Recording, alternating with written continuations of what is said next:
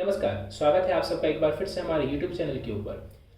आज के कार्यक्रम में हम अपनी सीरीज को कंटिन्यू करने जा रहे हैं राहु केतु के ऊपर। जो हमारी सीरीज चल रही है कुंडली के 12 भावों में राहु केतु के परिणाम की, उसको हम आज आगे बढ़ा रहे हैं। और आज हम समझेंगे कि राहु यदि कुंडली के 6ठे भाव में स्थित हो और केतु कुंडली के 12वें भाव में स्थित हो तो किस प्रकार से ये हमारे जीवन को प्रभावित करते हैं। देखिए, जो कुंडली का 6ठा भाव है वो आपके रोग का है, यानी बीमारियों का है। ये शत्रुओं का भी है, साथ ही साथ ये आपके ऋण का यानी कि लोन्स का भी है। 6ठा भाव कंपटीशन का भी है। 6ठा भाव कहीं ना कहीं आपके मेहनत को, आपके एफर्ट को, या यूं कह लीजिए आपके संघर्ष को भी दर्शाता है। अब राहु जैसा ग्रह कुंडली के 6ठे भाव में बैठ जाए तो ज्यादातर शास्त्र में अगर आप पढ़ेंगे ना तो इसको बहुत पॉजिटिव माना गया है। पॉजिटिव इसलिए माना गया है कि राहु क्रूर ग्रह है और क्रूर ग्रह का 6ठे भाव में बैठना व्यक्ति को बल प्रदान करता है। ये समझना जरूरी है कि ये बल किस चीज के लिए प्रदान करता है। तो ये बल प्रदान करता है संघर्ष करने के लिए, ये बल प्रदान करता है संघर्ष करके विजय प्राप्ति करने के लिए। ये आसानी से सफलता नहीं देगा, लेकिन उस सफलता के लिए जो मेहनत आपको करनी चाहिए या जो मेहनत करनी पड़ेगी उसमें ये राहु आपका सहयोग करेगा। ये सभी शास्त्र मानते हैं। तो जब कुंडली के 6ठे भाव में राहु स्थित हो तो सबसे पहले आप मान के चलिए कि ऐसा व्यक्ति शत्रुओं पर विजय प्राप्ति करता है। अब ये आपको सभी शास्त्र यहां तक लिख के दे देंगे और फुल स्टॉप लगा देंगे, लेकिन यह समझना जरूरी है कि शत्रुओं पर विजय कैसे प्राप्त करेगा। ये आपकी पत्रिका में भी राहु 6ठे में है तो आप भी शत्रुओं को परास्त कर सकते हैं। और जब मंगल 6ठे में होगा तब भी यही टिप्पणी की जाती है कि शत्रुओं को परास्त करेंगे। लेकिन जमीन आसमान का फर्क है राहु के 6ठे में होने और शत्रुओं को परास्त करने में, और मंगल के 6ठे में होने और शत्रु को परास्त करने में। राहु पर अगर हम समझें तो ऐसा व्यक्ति जिसका राहु 6ठे में हो, ऐसे व्यक्ति अपने एनिमीज को हराते हैं अपनी बुद्धि से। अपनी बुद्धि से हराते हैं, सामने से जाकर के वार नहीं करते। अपनी बुद्धि से, अपनी प्लानिंग से उनको ज्यादा हराते हैं, उनके ही गेम में उनको हरा देते हैं। तो बुद्धि से अपने शत्रुओं का संहार करने वाला होता है जिसका राहु कुंडली के 6th हाउस में बैठा हुआ हो। ऐसे लोग अपने स्मार्ट वर्क से कंपटीशन में सफलता प्राप्त करते हैं। आपने कई सारे टॉपर्स को देखा होगा, कई सारे आपने सफल लोगों को देखा होगा जो कहते हैं कि मैं काफ़ी कम समय के लिए मेहनत करता था, मैं काफ़ी कम समय के लिए पढ़ता था, या मैंने बहुत स्मार्ट तरीके से अपने काम को किया जिस वजह से मुझे सफलता मिली। कहने का मतलब है कि राहु अगर 6ठे में अच्छी स्थिति में बैठा हुआ हो तो ये स्मार्ट वर्क करके आपको कंपटीशन में सफलता दिलवाता है। साथ ही साथ राहु का 6ठे भाव में होना आपके लगन को बल देता है। ये एक इनडायरेक्ट बल कहा जाता है। जब भी क्रूर ग्रह किसी भी भाव से 6ठे में बैठे हो तो वो इनडायरेक्टली इस भाव को, अपने से 8वें भाव को फायदा पहुंचाते हैं। तो अगर कुंडली के 6ठे भाव में राहु स्थित है तो वो कुंडली के लगन को फायदा पहुंचाएगा, यानी कि 6ठे का राहु आपके हेल्थ के लिए और आपके ओवरऑल शरीर के लिए इसको बेनिफिशियल माना जाएगा। इसके साथ साथ मेहनत करने के लिए भी ये बढ़िया है। अब समझिएगा, मंगल जैसा पसीना गिराने वाली मेहनत ये राहु नहीं करवाएगा, स्मार्ट वर्क करवाएगा, but at the same time क्रूर ग्रह है तो स्मार्ट वर्क के लिए भी तो कहीं ना कहीं आपको वर्क करना पड़ता है, थोड़ी तो हार्ड वर्क करनी पड़ती है। तो वो एनर्जी भी ये राहु आपको देने वाला होगा। यहां जब राहु बैठते हैं तो राहु का जो प्रभाव होता है वो नवम दृष्टि इनकी द्वितीय भाव के ऊपर पड़ती है, जो कि आपके धन का स्थान है। तो जब धन के स्थान पर राहु का प्रभाव पड़ता है, राहु जो है वो भोग का ग्रह है, ऐसे में राहु 2nd हाउस को जब देखेंगे तो धन को संचित करने की सोच और समझ व्यक्ति को देंगे कि धन कहाँ से आए, धन को मैं कैसे मैनेज करूं अच्छे से, ये समझ, ये बुद्धि व्यक्ति में स्वतः आ जाती है जिनका राहु कुंडली के 6th हाउस में होता है। साथ ही साथ यहां पर बैठा हुआ राहु व्यक्ति को करियर के मामले में खास करके महत्वाकांक्षी बनाता है, एम्बिशियस बनाता है, क्योंकि कुंडली का 2रा, 6ठा और 10वां ये तीनों भाव अर्थ त्रिकोण कहलाते हैं। और आपको पता है कि राहु जहां बैठा है वहां से 5वें घर को भी देखेगा और 9वें घर को भी देखेगा, यानी अगर वो 6ठे में बैठा है तो आपकी कुंडली के अर्थ त्रिकोण को राहु कंट्रोल कर रहा है। अर्थ त्रिकोण में राहु अच्छा परिणाम देता है, क्योंकि अर्थ का मतलब ही होता है पैसा। और अर्थ त्रिकोण में जब राहु बैठते हैं तो व्यक्ति को ये एम्बिशियस बनाते हैं कि मुझे लाइफ में कुछ बड़ा अचीव करना है। तो ये एम्बिशियस होने के लिए, महत्वाकांक्षी होने के लिए और उस चीज के ऊपर काम करने के लिए राहु की ये जो प्लेसमेंट है इसको काफी पॉजिटिव मानी जाती है। छठा भाव अब समझिए बीमारियों का भी है। देखिए, वैसे राहु छठे भाव में बीमारियों को नहीं देता है, बीमारियों को कम करता है, या अगर बीमारी हुई भी तो भी उस बीमारी से लड़ने में आपकी सहायता करता है। बट अगर ये राहु छठे भाव में बुरी स्थिति में हुआ, अगर ये खराब स्थिति में हुआ, तो ये बीमारियां देगा और बीमारियां लंबी चलेंगी और साथ ही साथ बीमारी डिटेक्ट होने में परेशानी आएगी।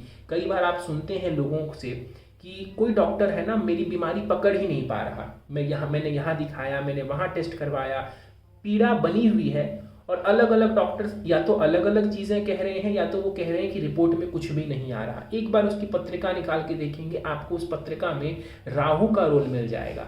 लेकिन छठे भाव का राहु आपको रोग तभी देगा जब ये खराब स्थिति में होगा। अच्छी स्थिति में छठे भाव में बैठा हुआ राहु आपको निरोगी बनाएगा, निरोगी बनाएगा, यानी कि आपको स्वास्थ्य की पीड़ा नहीं देगा। ये समझना, ये फर्क करना जरूरी है कि दो अलग अलग कुंडलियों के छठे भाव में राहु बैठे होंगे। हो सकता है एक व्यक्ति पीड़ा में हो स्वास्थ्य की वजह से और दूसरा व्यक्ति कहे कि मुझे तो बहुत अच्छा शरीर भगवान ने दिया है, कोई बीमारी नहीं है, और दोनों के छठे में आपको राहु मिले। तो राहु की कंडीशन देख लीजिए कि राहु पीड़ित तो नहीं है। राहु जिसके भाव में बैठा है उस भाव का स्वामी जो है वो कुंडली में किस स्थिति में बैठा है उसको देख लीजिए, आपको आइडिया लग जाएगा।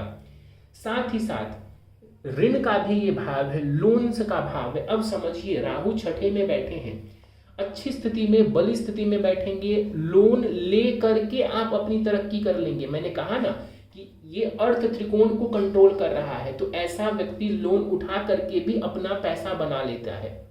मान लीजिए कहीं से थोड़ा लोन लिया 5% पे, 10% पे, और उसको 20% के हिसाब से कहीं पे लगा दिया, इन्वेस्ट कर दिया, तो ओवरऑल कहने को तो उसने लोन लिया, लेकिन उस लोन से भी उसने अपना फायदा कर लिया। तो ये राहु आपको लोन से भी फायदा करवाएगा। सेम थिंग यहाँ पर बोलूँगा, राहु बहुत बुरी स्थिति में होगा तो लोन में आपको उलझा के रख देगा, आपको कई सारे लोन्स में ये उलझा के रख देगा, या फिर लोन्स में आपको दिक्कत हो सकती है उसको चुकाने में। तो ये समझिएगा राहु की कंडीशन कैसी है, स्थिति कैसी है वहां पर। छठा भाव जो है शत्रुओं का होता है। मैंने थोड़ी देर पहले कहा कि ये व्यक्ति शत्रुओं पर विजय प्राप्ति करवाएगा। एक लाइन उसमें और जोड़ दीजिए, यदि राहु छठे में बैठा हुआ हो तो आपके शत्रु भी छिपे तौर पर ही आप पर वार करेंगे।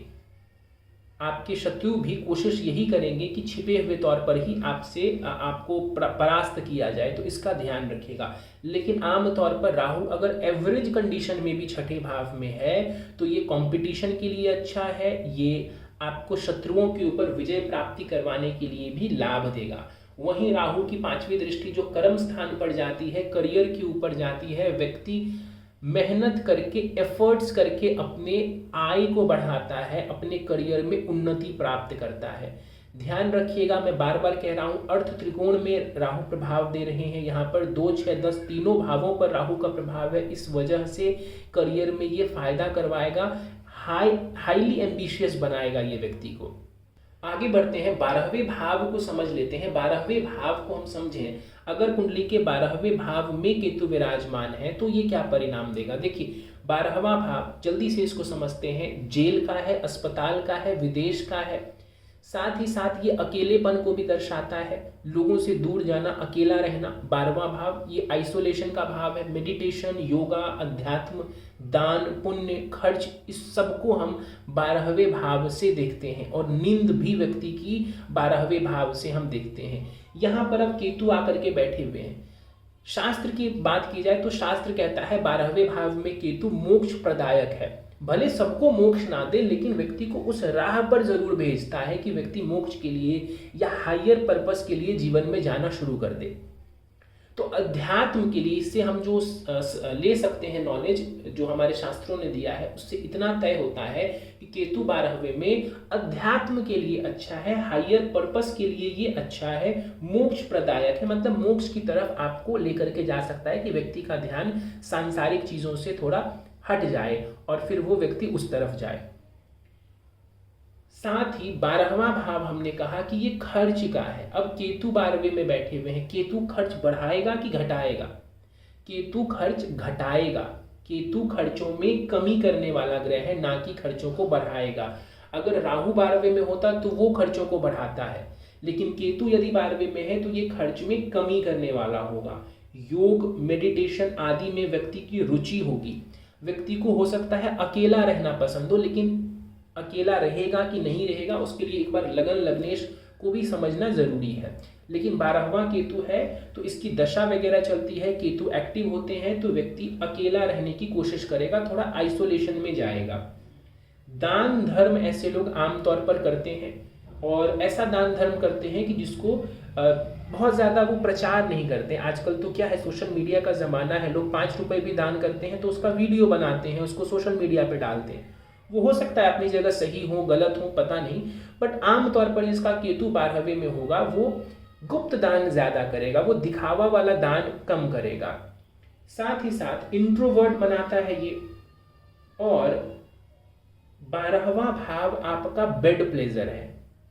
12वां भाव ये शैया सुख है, आपका बेड प्लेजर है।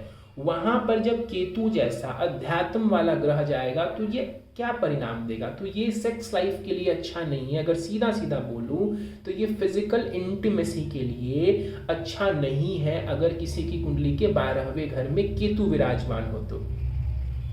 नींद में भी ऐसे लोगों को समस्या मैंने देखी है कि जीवन में जब ये थोड़े एजेड होते हैं, मैच्योर होते हैं, 40+ के होते हैं, तो ऐसे लोगों की निद्रा की समस्या उत्पन्न हो जाती है और कहीं ना कहीं कोई ना कोई दिक्कत इनको देखने को मिलती है अपने स्लीप साइकिल में। साथ ही अगर केतु 12वें भाव में अच्छी स्थिति में बैठा हुआ है तो जो गुण अपनाएगा व्यक्ति, मान लीजिए अकेले रहने का, योग का, ध्यान का, जो भी गुण अपनाएगा उसमें व्यक्ति प्रगति करता चला जाएगा। लेकिन अगर ये पीड़ित होगा तो कई बार वो राहु के गुण उठाएगा, कई बार वो केतु के गुण उठाएगा, मतलब भटकाव रहेगा। आधा अध्यात्म भी कर रहे हैं फिर उसको छोड़ के कुछ और पकड़ रहे हैं, अकेले हो रहे हैं फिर लोगों के बीच जा रहे हैं, मतलब वो डिसाइड नहीं कर पाएगा, डिसाइसिव नेचर नहीं रहेगा उसमें, इनडिसाइसिव हो जाएगा। तो केतु की कंडीशन अगर अच्छी है तो वो उन मामलों में आपको फायदा पहुंचाएगा। लेकिन केतु कैसे भी हो 12वें घर में, इतना तय है कि ये खर्चों में कमी लाते हैं। केतु 12वें में है, फिजिकल इंटीमेसी के लिए ये बुरा है, ये पक्की बात है। केतु 12वें में है, अध्यात्म के लिए ये अच्छा है, दान धर्म के लिए ये अच्छा है, ये पक्की बात है। बाकी प्लेसमेंट्स इसके प्रभाव में उतार चढ़ाव कम ज्यादा कर सकते हैं, बट मोटा मोटा ये प्रभाव देखने को जरूर मिलेगा। केतु की दृष्टियों को हम नहीं लेते हैं, केतु की दृष्टियां बहुत स्पेशल होती हैं। कुछ पर्टिकुलर कंडीशन जब कुंडली में बनती है तभी हमको केतु की 5वीं और 9वीं दृष्टि कंसिडर करनी चाहिए। यही सभी स्कॉलर्स का मत है, इसलिए हम केतु की दृष्टियों को यहाँ पर कंसिडर नहीं कर रहे हैं। और आमतौर पर आपको भी स्पेशल कंडीशन ना हो तो केतु की दृष्टियों को नहीं लेना चाहिए। चलिए, उम्मीद है आज जो हमने कार्यक्रम किया राहु का प्रभाव कुंडली के 6ठे भाव में, केतु का 12वें भाव में, आपको पूर्ण रूप से ये समझ आया होगा। कोई प्रश्न है आपका इसी टॉपिक से जुड़ा हुआ, नीचे कमेंट सेक्शन में जरूर हमें लिखकर बताइए। अगर वो सार्वभौमिक प्रश्न होगा, सभी के लिए वो प्रश्न जायज होगा तो मैं जरूर उसका आंसर दूंगा। डिटेल्ड कुंडली एनालिसिस करवाना चाहते हैं, स्क्रीन के ऊपर दिए जा रहे व्हाट्सएप नंबर के ऊपर आप हमसे संपर्क कर सकते हैं। पहली बार यदि आप हमारे चैनल पर आए हैं तो ऐसे और कंटेंट्स के लिए आप हमारे चैनल को सब्सक्राइब जरूर कर दें। वीडियो पसंद आया हो तो इसे लाइक करना ना भूलें। इस वीडियो में फिलहाल इतना ही। आप सभी का बहुत बहुत धन्यवाद।